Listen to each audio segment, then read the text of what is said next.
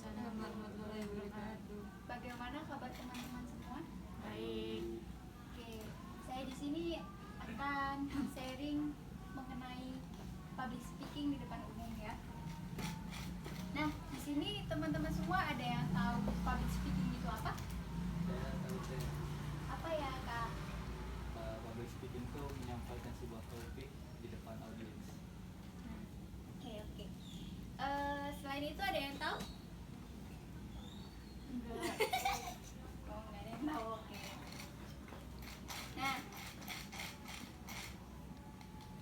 berbicara depan umum itu salah satu hal yang harus kita miliki ya, karena itu mempengaruhi sosialisasi kita sama orang lain.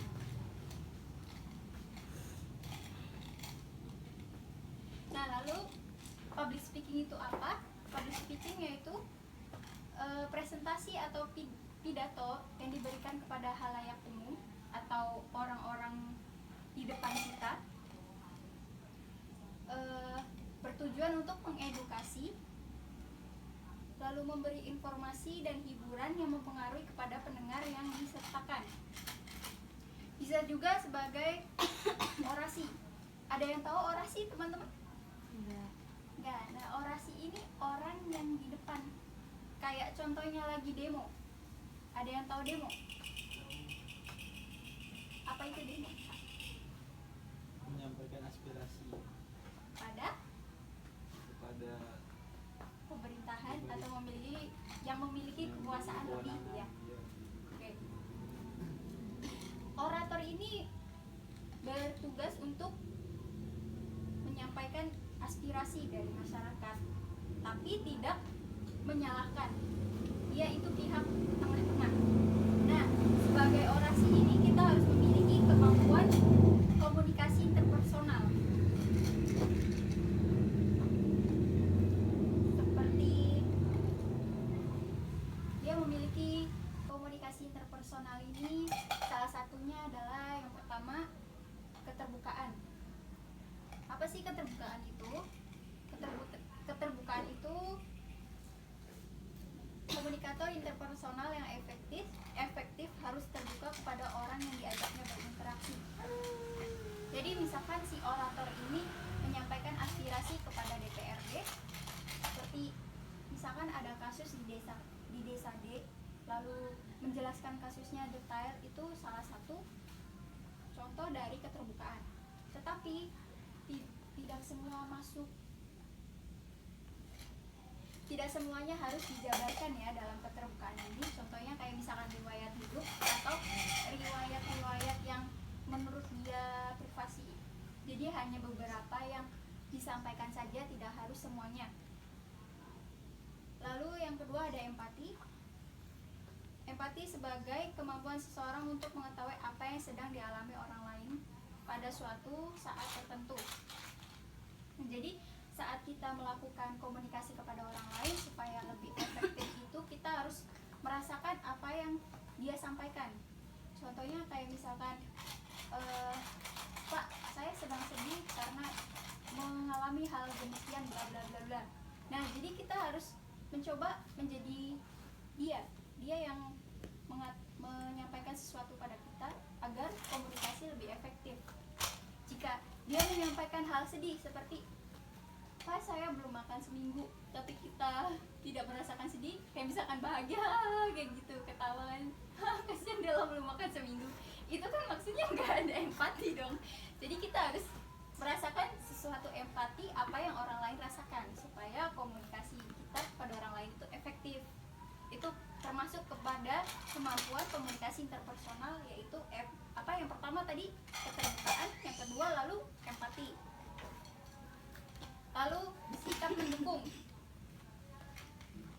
Nah, maksudnya di sini satu sama lain saling memberikan dukungan terhadap pesan yang disampaikan. Sikap mendukung adalah sikap yang mengurangi sikap defensif dalam komunikasi yang dapat terjadi karena faktor-faktor personal seperti ketakutan, kecemasan, dan lain sebagainya. Oke, misalkan saya pribadi sedang bercerita dengan Kak Arin, kayak misalkan, aduh Arin, saya takut banget nih karena bayar SPP kayak gitu kan. Nah terus Arin menanggapinya dengan rasa cemas yang sama saya rasakan kayak gitu. Aduh gimana ya, saya harus ngapain sama kamu nih, aduh gimana, takut kamu dikeluarin dari sekolah karena belum bayar SPP. Itu kan membuat yang menceritakan keluhannya itu cemasnya jadi tambah berlebih ya. Jadi itu komunikasi jadi lebih nggak efektif. Jadi mendukungnya tuh dengan seperti, oh kamu belum bayar SPP ya, ayo kita bareng-bareng ya, misalkan usaha bareng atau apa ya yang bisa saya bantu, kayak misalkan boleh minjem uang aku dulu, nanti besok atau lusa atau tahun depan diganti. Lalu sikap positif. Ya. Lalu ada sikap positif.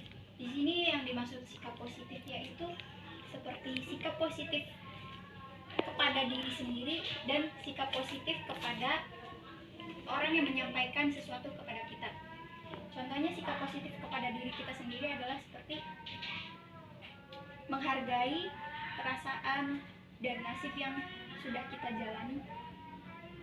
Contohnya misalkan hari ini kita lagi kurang beruntung kali ya, kayak misalkan dari WC kita kesandung, di dapur kesandung. Nah itu kita ambil sisi positifnya. Mungkin saya kurang hati-hati jalannya, bukan menyalahkan embernya atau batunya, wah kamu kenapa ada di situ sih, kayak gitu.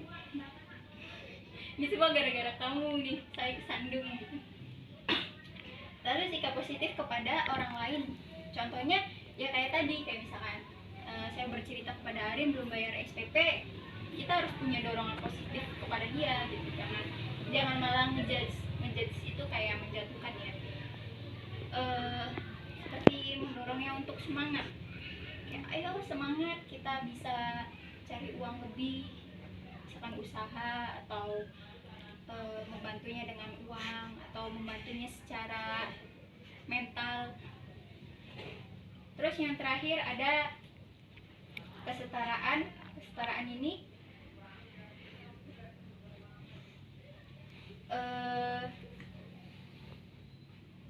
lalu kesetaraan ini contohnya ya, kan misalkan saya yang kasus yang tadi disebutkan, saya tidak bisa membayar SPP, sedangkan kakak Arin yang saya ajak bercerita dia backgroundnya lebih mampu untuk membayar SPP, berarti background yang tidak bisa membayar SPP itu dia tidak mampu, lebih tidak mampu. Nah di antara kedua itu pasti yang diajak bercerita mikirnya begini, oh dia berarti nggak bayar SPP, berarti nggak punya uang dan dia berarti lebih miskin dari saya gitu.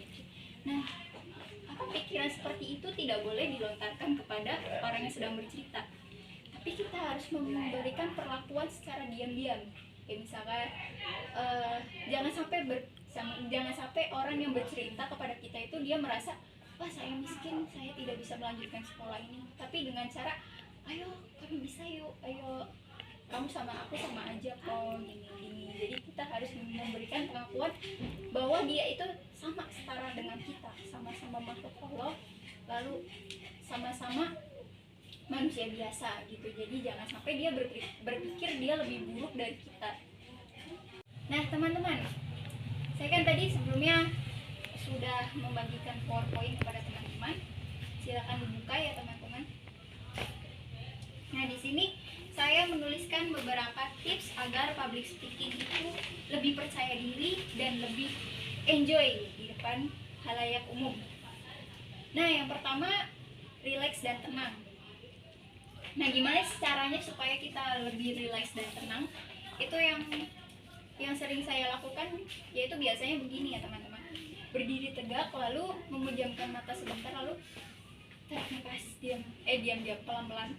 Nah itu biasanya akan bereaksi ya, tapi itu masing-masing orang beda-beda ya cara relax dan bikin nyaman di depan umum itu. Ada yang kayak misalkan menganggap penonton itu seperti semut-semut kecil atau binatang yang dia anggap lucu gitu supaya dia tidak takut atau grogi. Dan ada yang seperti itu. Lalu ada yang seperti dia berbicara dengan dirinya sendiri di depan. Wah, itu mereka semua itu adalah aku gitu. Ada yang seperti itu. Lalu yang kedua, senyum. Nah, biasanya buat ngilangin grogi ini kita mengekspresikan dengan senyuman ya teman-teman. Jadi gini, halo teman-teman gitu. Jadi harus ekspresi full smile ya. Jadi daripada cemberut kan jadi kelihatan groginya. Teman-teman, kalau kayak gitu kan kelihatan groginya kan. Oke, lalu ada persiapan materi ya. Nah, persiapan materi ini harus disiapkan matang-matang dari sebelum kita melakukan pembicaraan di depan umum ya. Kayak misalkan rancangan-rancangan yang akan kita sampaikan. Yang pertama kayak misalkan kita ice breaking. Nah, di sini ada yang tahu nggak teman-teman ice breaking itu apa? Nggak. Ada yang tahu?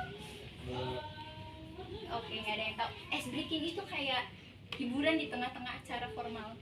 Kayak contohnya misalkan kita udah ngantuk atau bete gitu, kita lakukan hiburan kayak misalkan kita muterin balonku ada 5 dor. Nah, yang kena balonnya dia suruh nyanyi atau joget, tahu kan? Terbayang kan? Nah, itu ice breaking. Nah, biasanya itu dimasukin ke persiapan materi kalau misalkan emang penontonnya udah mulai bosen atau emang jenuh ngantuk ya.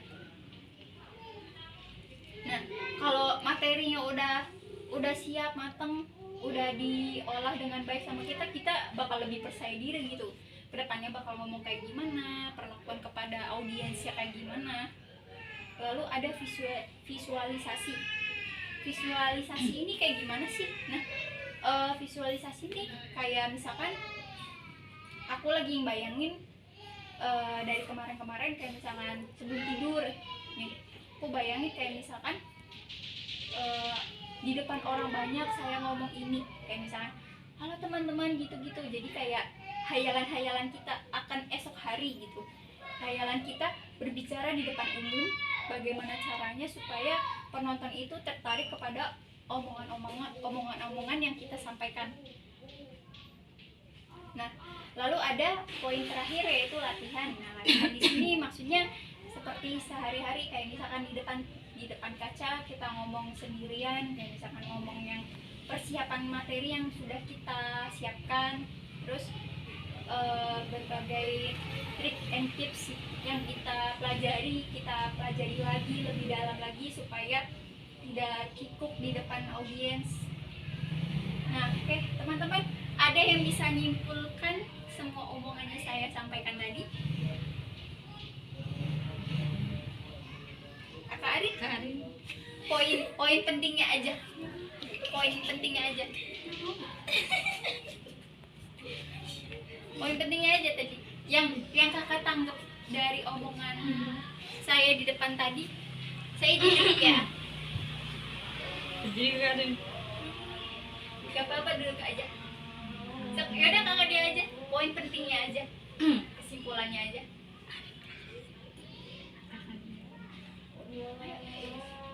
Kesimpulannya aja. Intinya aja. Intinya yang paling didengar atau paling berkesan didengar. Jadi kesimpulannya, public speaking adalah semacam pidato atau orasi Iya. yang dilakukan di depan halayak umum, bertujuan untuk memberikan informasi kepada pendengar. Iya. Terus tips-tipsnya yang tadi yang seperti disebutin Kak Karin sih, apa aja Kak Karin?